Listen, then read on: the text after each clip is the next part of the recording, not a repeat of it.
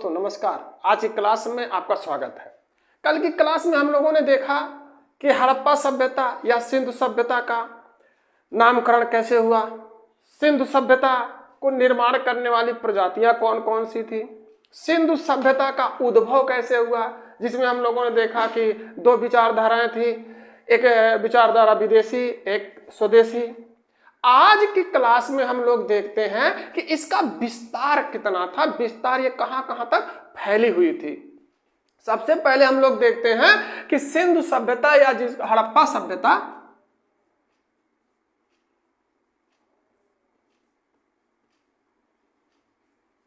सिंधु सभ्यता या हड़प्पा सभ्यता, इसका विस्तार कहां तक हुआ, कितनी दूर तक ये फैली हुई है।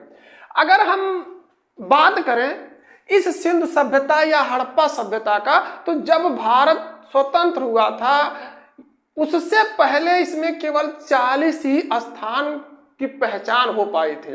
40 स्थान प्रारंभ में जब हड़प्पा सभ्यता सिंधु सभ्यता का पुरातत्वविदों ने खुदाई की तो इसके मात्र 40 ही स्थान जो है हमको पता चले थे। लेकिन बाद में क्या हुआ कि जब पुरातत्व विभाग ने काफी व्यापक पैमाने पर इसकी खुदाई शुरू की, चारों तरफ इसकी खुदाई, जहां भी उसे महसूस हुआ, एहसास हुआ कि यहां पर कुछ पुरातत्व से संबंधित चीजें निकल सकती हैं, उसका व्यापक उत्खनन कार्य करवाया। ये इसका विस्तार अगर हम बात करें तो जब ये प्रारंभ में इसका विस्तार केवल 40 स्थान तक था, लेकिन जब इसका व्यापक स्तर पर खुदाई हुई तो हम लोगों ने देखा कि इसका जो है व्यापक फैलाव हुआ। हड़प्पा सभ्यता का उदय, जो ये सिंधु सभ्यता का उदय है, ताम्र पाषाणिक परिस्थितियों में, ताम्र पाषाणिक पृष्ठभूमि में ये भारत के पश्चिमोत्तर भाग में ही विस्तारित है या फैलाव है। कहने का मतलब ये था कि इस सिंधु सभ्यता या हड़प्पा सभ्यता के ज्यादातर स्तर भारत के पश्चिमी हिस्से में ही है, पश्चिम साइड में ही ज्यादा से ज्यादा इसके स्थल मिले हैं। या हम यूं कह सकते हैं कि जितने भी मुख्य स्थल हैं हड़प्पा सभ्यता सिंधु सभ्यता के, वो पश्चिम में ही मिले हुए। जैसे मान लीजिए जब इसकी खुदाई शुरू हुई व्यापक पैमाने पर, तो ये सिंधु सभ्यता या हड़प्पा सभ्यता 3 देशों में फैली हुई है। 3 देशों में कौन कौन से देश हैं? पहला अफगानिस्तान, जैसे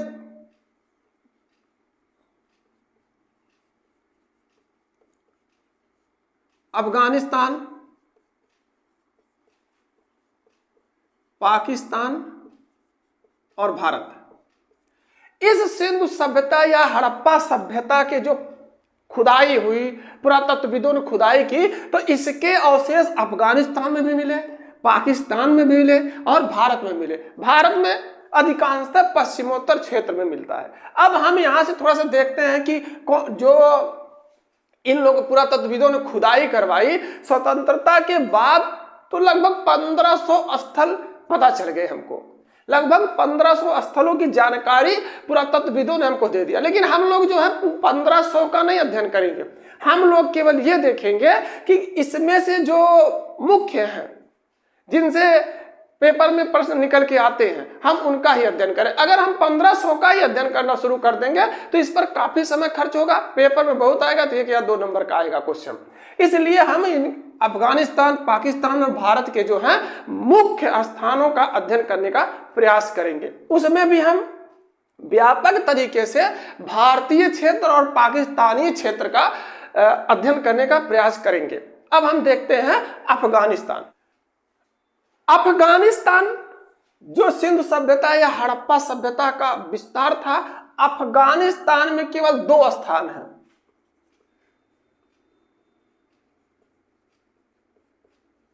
अफगानिस्तान के केवल 2 स्थान कौन कौन से हैं?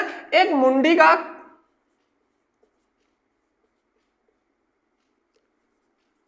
और दूसरा सुरती घोई। अफगानिस्तान के सिंधु सभ्यता या हड़प्पा सभ्यता का जो पुरातत्वविदों ने खुदाई कराई, वहां से 2 स्थान मिलते हैं। 2 स्थान में एक मुंडीगाक है, दूसरा सुरती घोई। अब हम लोग देखते हैं पाकिस्तान।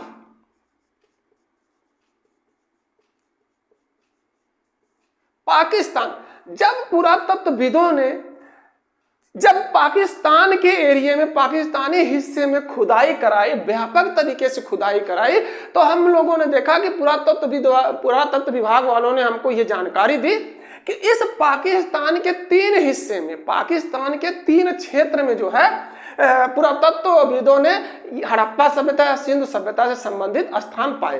कोई किस किस प्रांत में? तो इसके दक्षिणी बलूचिस्तान, पाकिस्तान के जो है प्रांत दक्षिणी बलूचिस्तान, दक्षिणी बलूचिस्तान,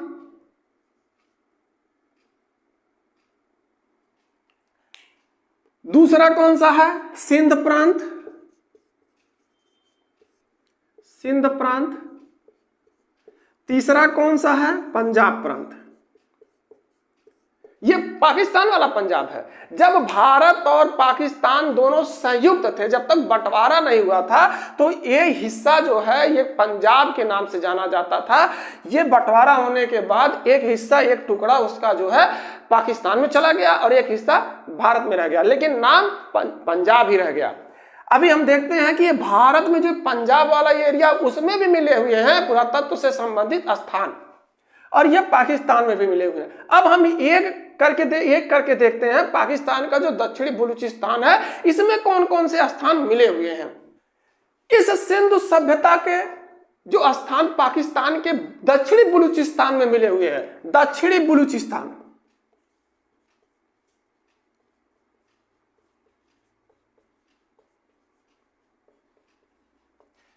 इसका स्थान है सुतकांगेडोर, सुतकाको, डाबरकोट, बालाकोट। सुतकांगेडोर, अगला है सुतकाको, दूसरा है बालाकोट, चौथा है डाबरकोट। ये 4 स्थान, मुख्य 4 स्थान दक्षिणी बलूचिस्तान से, पाकिस्तान का जो दक्षिणी बलूचिस्तान क्षेत्र है वहां से ये 4 स्थान मिले हुए हैं। अब हम लोग अगला देखते हैं कि सिंध प्रांत से, सिंध प्रांत से कौन कौन से स्थान हड़प्पा सभ्यता या सिंधु सभ्यता में मिले हुए। सबसे पहले आप लोगों के दिमाग में आ गया होगा, सबसे पहला सिंध प्रांत में जो मुख्य है, प्रमुख स्थान रखने वाला स्थान है, उसको हम लोग कहते हैं मोहनजोदड़ो। मोहनजोदड़ो, चनहुदड़ो, अगला है जुडरजोदड़ो,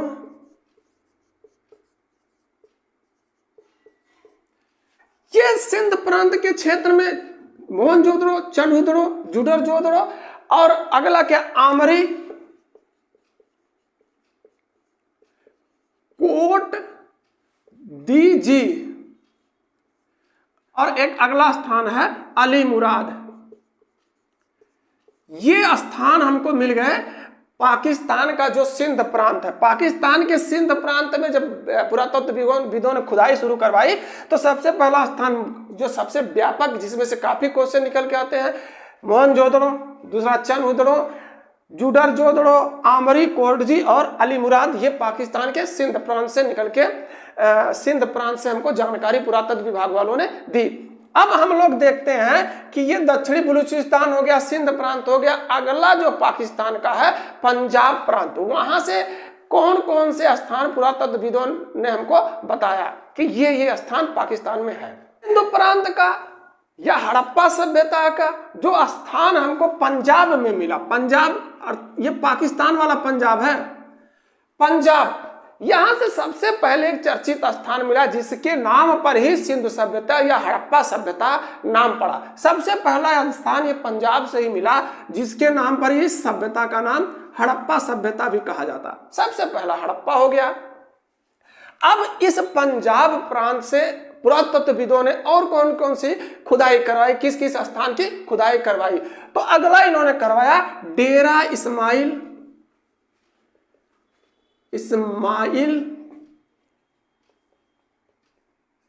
खान।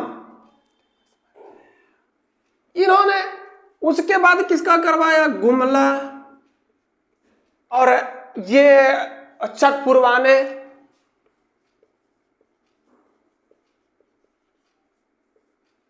हड़प्पा में पंजाब प्रांत का जो है सबसे प्रमुख स्थान रखता है हड़प्पा। दूसरा किन्होंने करवाया, डेरा इस्माइल खान। तीसरा गुमला, चकपुराने, जलीलपुर।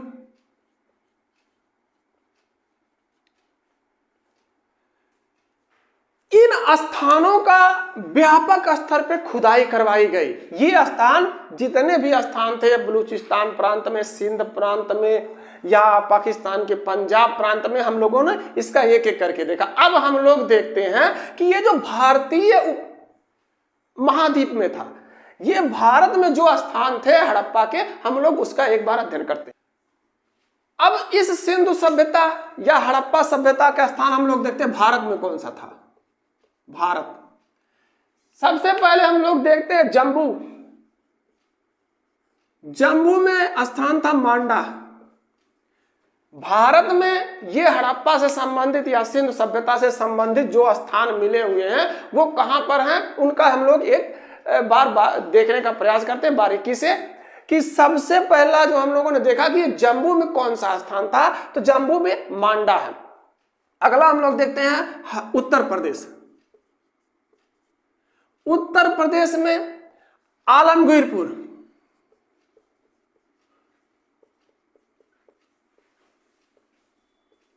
बड़ा गांव, हुलास। उत्तर प्रदेश में 3 स्थान मिले, आलमगीरपुर, बड़ा गांव और हुलास। अब हम लोग देखते हैं कि हरियाणा। हरियाणा में कौन कौन से स्थान मिले हुए हैं। हरियाणा में सबसे पहला बनवाली, मिथाथल,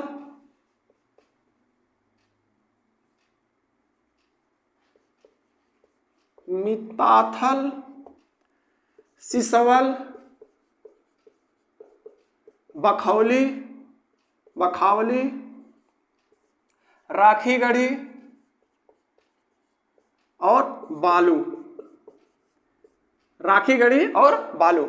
हरियाणा से जो हमको सिंधु सभ्यता या हड़प्पा सभ्यता से संबंधित स्थान मिले हैं, बनवाली, मिथाथल, सिसवल, बखौली, राखीगढ़ी और बालू से। इन स्थानों से हरियाणा में पुरातत्वविदों ने खुदाई करवाने के बाद कुछ पुरातत्व से संबंधित स्थान या पुरातत्व से संबंधित वस्तुएं प्राप्त की।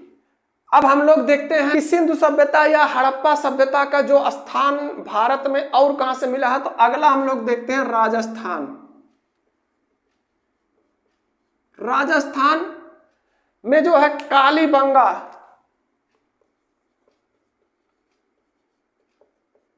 राजस्थान में कालीबंगा से जो पुरातत्वविदों ने खुदाई करवाई, तो सिंधु सभ्यता से संबंधित स्थान का पुरातत्वविदों ने पता लगाया। अब अगला जो हम लोग देखते हैं कि पंजाब।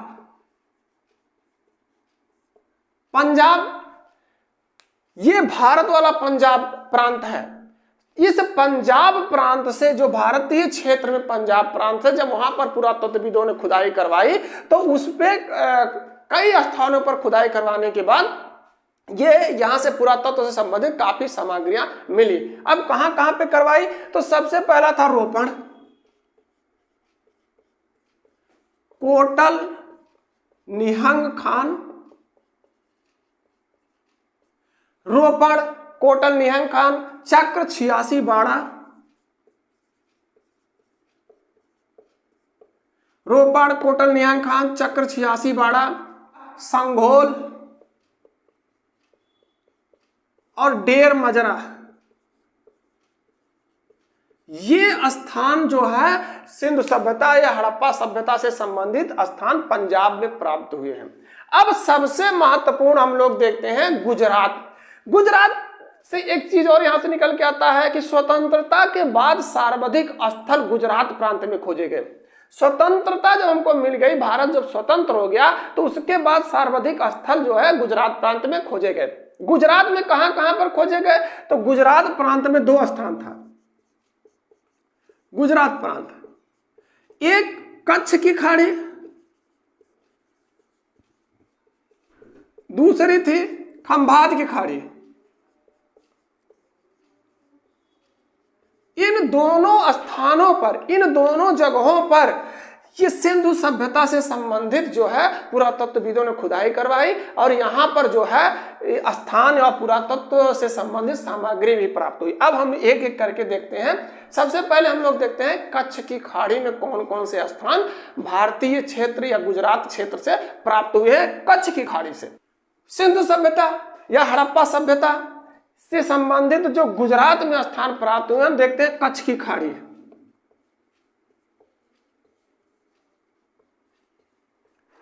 इसमें सबसे पहला स्थान था देसलपुर, सुरकोटड़ा और धौलावीरा। सुरकोटड़ा, देसलपुर और धौलावीरा ये कच्छ क्षेत्र से प्राप्त हुए। अब हम देखते हैं खंभाती खाड़ी से।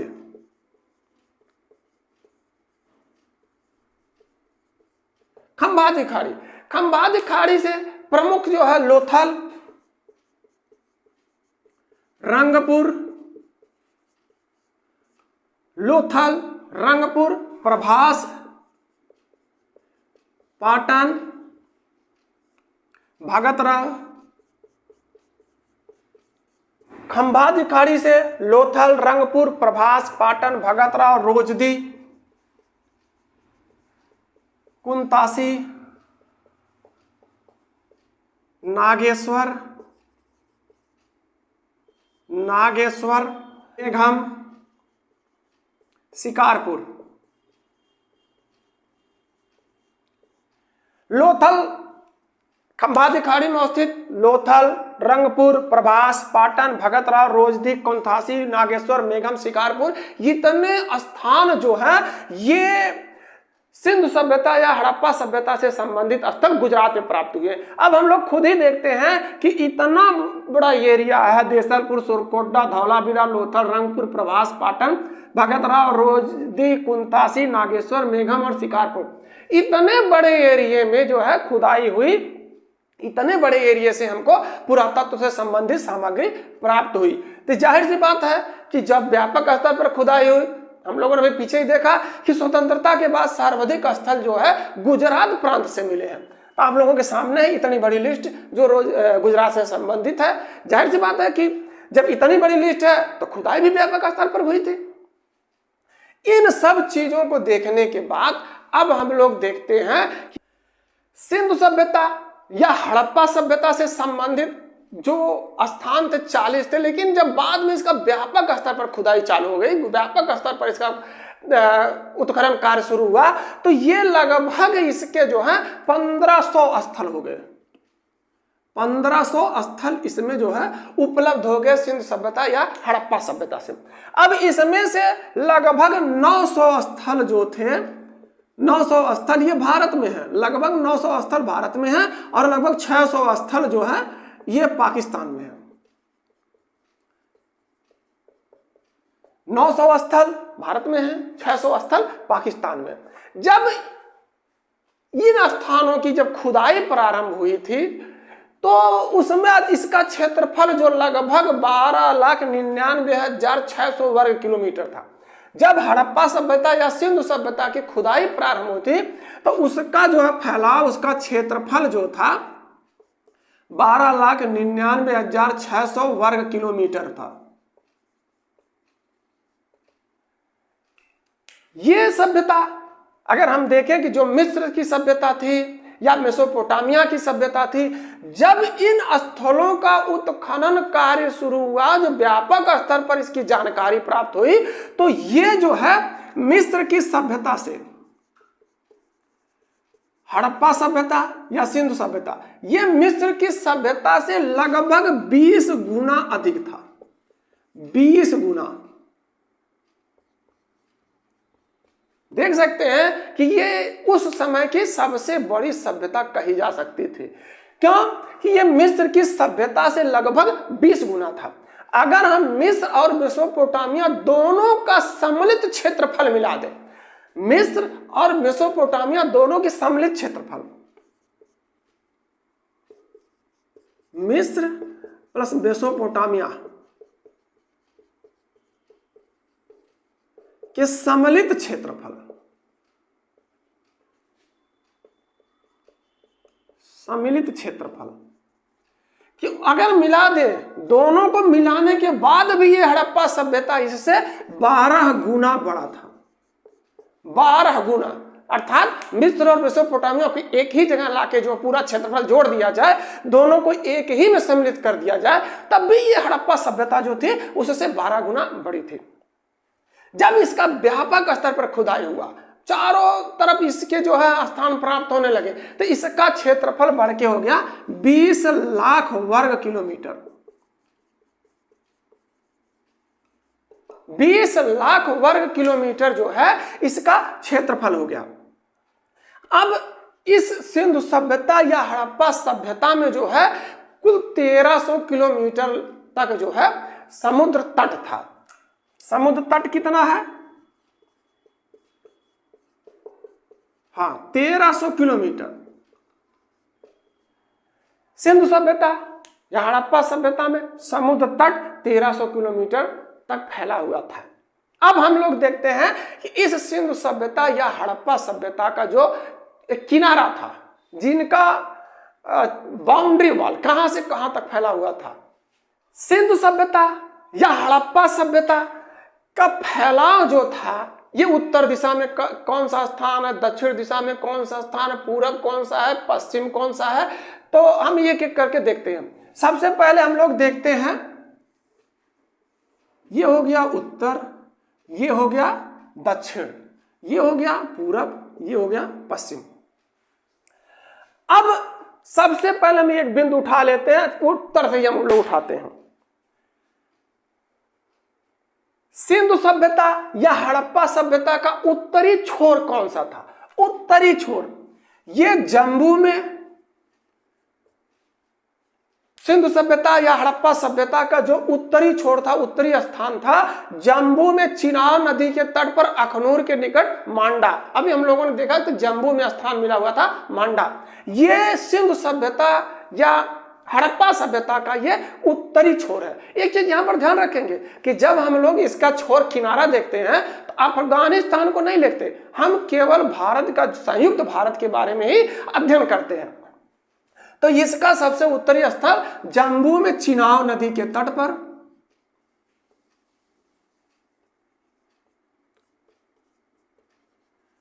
अखनूर के निकट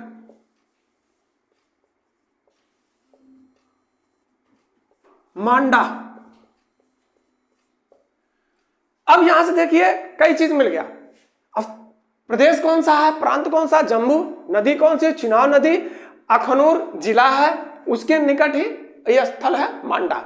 अब यहां से हम लोग चलते हैं सीधे दक्षिण दिशा में, लगभग 1400 किलोमीटर।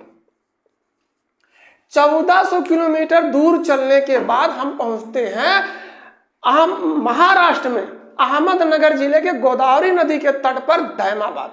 दैमाबाद ये कौन सा स्थान है? दैमाबाद कहां पर है? महाराष्ट्र में, महाराष्ट्र के गोदावरी नदी के तट पर, नदी के तट पर, महाराष्ट्र के गोदावरी नदी के तट पर दैमाबाद। ये इन दोनों के बीच में, जम्मू में जो मांडा है और महाराष्ट्र में जो दैमाबाद है, इन दोनों के बीच की दूरी जो है, इन दोनों के बीच का जो गैप है वो लगभग 1400 किलोमीटर का बनता है। अब हम लोग देखते हैं इस सिंधु सभ्यता का जो सबसे पश्चिमी स्थल है, ये बलूचिस्तान प्रांत के सिंधु सभ्यता या हड़प्पा सभ्यता का जो पश्चिमी छोर है, पश्चिमी किनारा है, बलूचिस्तान जो पाकिस्तान का एक प्रांत, बलूचिस्तान में दास्क नदी के किनारे सुतकांगेडोर, दास्क नदी,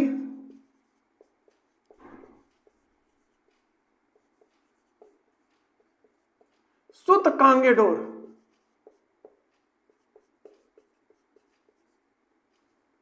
सुतकांगेडोर, ये इस हड़प्पा सभ्यता का जो पश्चिमी किनारा है। यहां से हम लोग चलते हैं 1600 किलोमीटर। 1600 किलोमीटर जब हम लोग चलते हैं पूरब दिशा में तो ये आते हैं हम लोग उत्तर प्रदेश में। उत्तर प्रदेश में मेरठ जिले में हिंडन नदी के किनारे जो है आलमगीरपुर, उत्तर प्रदेश मेरठ जिला, हिंडन नदी, इसके किनारे आलमगीरपुर।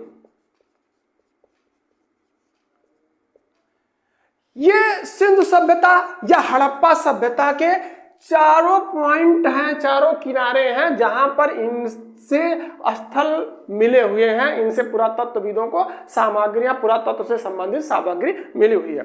अब यहां से हम लोग एक चीज देखते हैं कि अगर हम इसको एक बाउंड्री वॉल में, एक मार्किंग, एक लाइन में खींचे तो ये त्रिभुजाकार बनेंगे। जैसे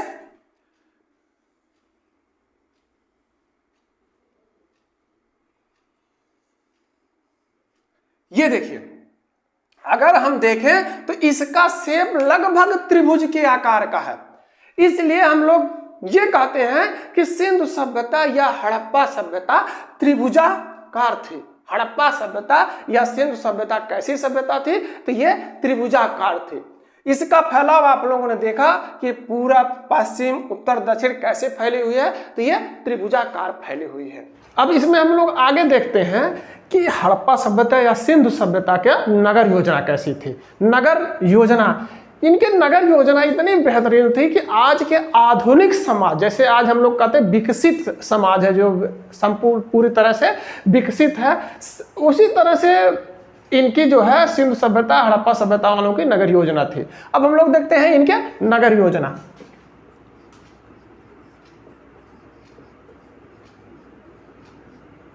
नगर योजना, नगर योजना में इनका जो है हम लोग कह सकते हैं कि इनकी जितनी भी क्रियाकलाप थे, इनकी जितनी भी व्यवस्थाएं थी, ये नगर जो इनके आवास क्षेत्र थे वो ग्रिड पद्धति पे थे। ग्रिड पद्धति क्या है? जैसे सड़क जो इनकी थी एक दूसरे को समकोण पर काटती थी। समकोण पर जैसे ये आप लोग देखते होंगे कि जब छत या मकान बनता है तो उसके छत पर जो है सरिये का जाल बिछाया जाता है। सरिये का जाल क्या है? एक उचित दूरी पर होती है और एक दूसरे को कैसे काटती है? समकोण पर। तो इनकी नगर योजना थी, इनका सड़कों का जो जाल था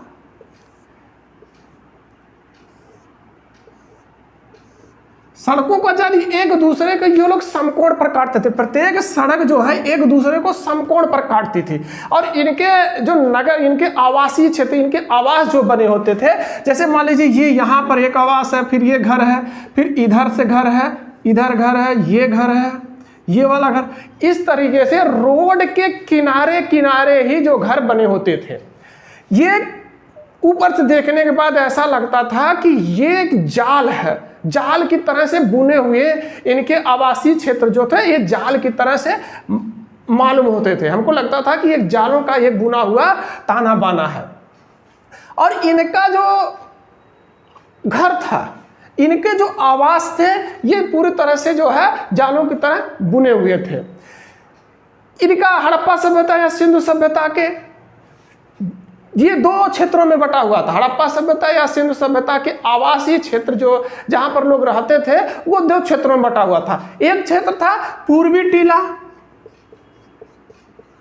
और एक था पश्चिमी टीला। अब यहां से हम लोग देखते हैं कि पूर्वी टीला और पश्चिमी टीले में फर्क क्या था। पश्चिमी टीला थोड़ी सी ऊंचाई पे और छोटा होता था, पश्चिमी टीला छोटा और थोड़ा सा ऊंचाई पर स्थित होता था। यहां पर क्या होता था कि यहां अधिकांशतः दुर्ग या किले होते थे। दुर्ग या किले पश्चिमी टीले पर। दुर्ग या किले का मतलब, कहने का मतलब यहां था कि ये बड़े लोगों का आवासीय क्षेत्र था, जो सब तरीके से जो है ये लोग संसाधन से संपन्न थे, उनका ये निवास स्थल था। पूर्वी टीला थोड़ी सी निचाई पर होता था, पश्चिमी टीले की अपेक्षा थोड़ा सा निचाई पर होता था, और ये इसका आकार जो है विस्तृत होता था, थोड़ा सा बड़ा होता था। लेकिन यहाँ पर निवास कौन लोग करते थे? यहाँ पर साधारण किस्म के, जैसे श्रमिक हो गए, किसान हो गए, इस टाइप के लोग जो है, इस तरीके के लोग यहाँ पर पूर्वी टीले पर निवास करते थे। पश्चिमी टीले पे जो है बड़े लोगों का निवास स्थल था। ये हो गया। लेकिन एक चीज हम लोगों ने देखा कि जो सिंधु सभ्यता था या हड़प्पा सभ्यता था, उसका जो पश्चिमी टीला था एक रक्षा प्राचीर से घिरा हुआ, अर्थात इसका बाउंड्री वाल है। इसको चारों तरफ से एक दीवार के माध्यम से सुरक्षित किया गया था कि बाह्य आक्रमण ना हो या किसी भी तरीके से कोई परेशानी ना हो, पश्चिमी टीला। लेकिन हम लोग आगे जब देखते हैं, खुदाई थोड़ा सा बढ़ी, तो हम लोगों ने ये देखा कि ये अपवाद भी इसके कुछ उपलब्ध हैं। जैसे कालीबंगा का जो है, कालीबंगा, इसका जो नगर क्षेत्र था वो भी रक्षा प्राचीर से घिरा हुआ है, अर्थात पूर्वी टीला जो है ये रक्षा प्राचीर से घिरा हुआ है। लेकिन जब हम लोग थोड़ा सा आगे बढ़ के और खुदाई आगे बढ़ी या हम लोगों को और जानकारी प्राप्त हुई, तो हम लोगों ने देखा लोथल और सुरकोटडा। लोथल और सुरकोटडा ये दोनों क्या है कि एक ही रक्षा प्राचीर से घिरे हुए, अर्थात इसमें दो टीले है ही नहीं। लोथल और सुरकोटडा में दो टीले नहीं है। अब आगे जो हम लोगों ने देखा कि जो चनहुदड़ो है, चनहुदड़ो ये किसी भी, चाहे वो पूर्वी टीला हो या पश्चिमी टीला, ऐसा किसी टीले में विभक्त ही नहीं था। इसमें कोई भी जो है ये दीवार या इनका जो हम लोग कह सकते हैं रक्षा प्राचीर, ऐसा कुछ भी नहीं था। लोथल और सुरकोटडा एक ही रक्षा प्राचीर से घिरे हुए हैं। कालीबंगा का पूर्वी टीला जो नगर क्षेत्र था वो भी रक्षा प्राचीर से घिरा हुआ है, लेकिन चनहुदड़ो में कोई रक्षा प्राचीर था ही नहीं। आगे हम लोग देखते हैं कि अगला जो धौलावीरा था, धौलावीरा ये 3 इकाइयों में बटा था। इनका जो है ये 3 इकाइयों में बटा, एक आवास, दूसरा और ये तीसरा हो गया, 3 आवास। यहां से कभी कभी पेपर में पूछता है कि सिंधु सभ्यता या हड़प्पा सभ्यता का कौन सा विकसित नगर या कौन सा विकसित एरिया था 3 इकाइयों में बटा था, तो धौलावीरा 3 इकाइयों में बटा था। अब हम लोग देखते हैं कि इनका आवासीय क्षेत्र कैसा, रहने का जो घर था वो कैसा था।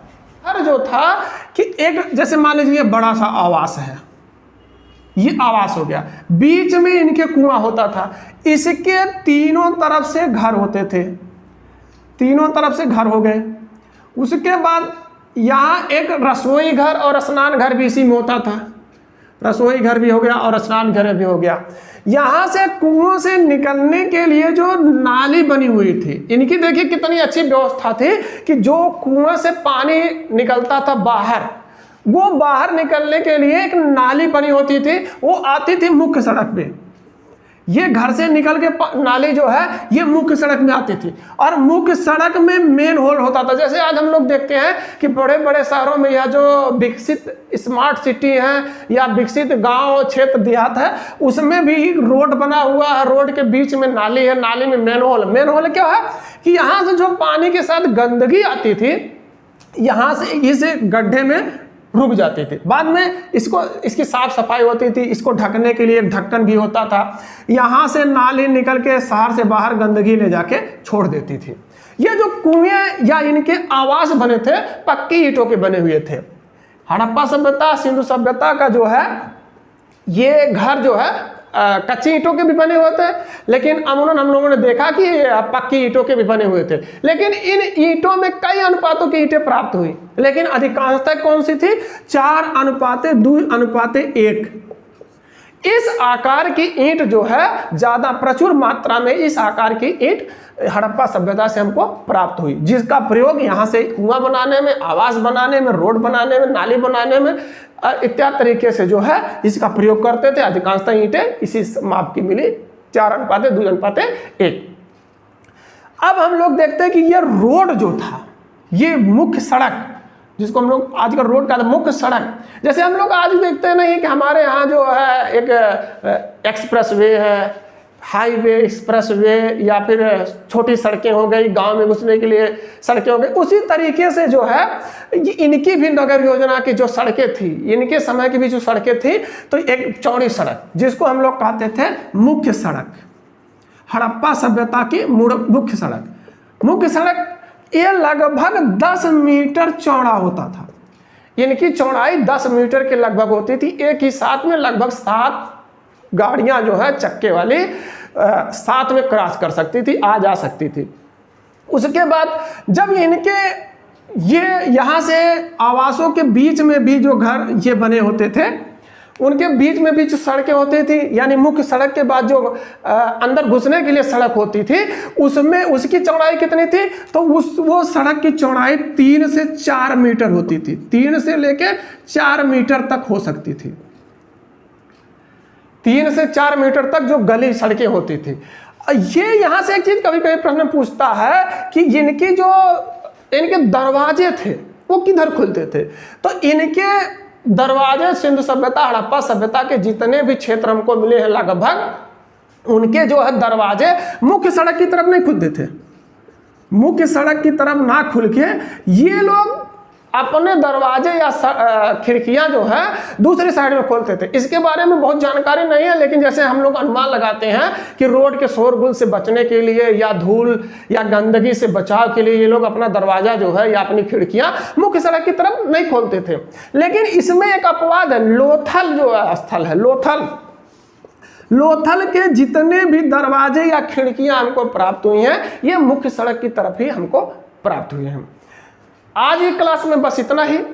हम लोग मिलते हैं अगली क्लास में। इसके आगे का जो बेसिक चीजें हैं हम लोग अगली क्लास में बात करेंगे। अगर हमारी वीडियो पसंद आती है तो लाइक और शेयर जरूर करें। अगर साथ में चैनल पर नए हैं तो चैनल को सब्सक्राइब करें, साथ में बेल आइकन दबाना ना भूलें, जिससे हमारे आगामी वीडियो, आने वाली वीडियो का नोटिफिकेशन आपको मिलता रहे।